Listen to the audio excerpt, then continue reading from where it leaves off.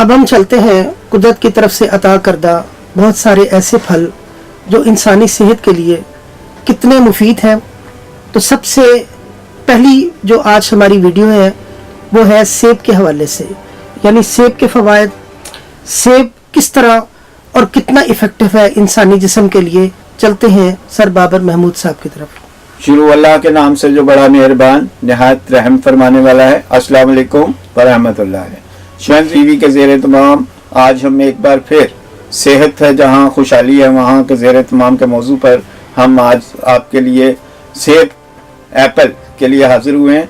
और सेब के बारे में साइंसदान, डॉक्टर, माहिरीन, हकीम हर एक का एक पैगाम है कि एक सेब जिसने खाया उसने अपने आप को डॉक्टर से बचाया, और जिसने एक सेब खा लिया तो अपने आप को सारी तवानाइयों से माला माल कर लिया, यानी लोहे से भी, विटामिन सी से भी, विटामिन ई से भी, विटामिन डी से भी, विटामिन ए से भी।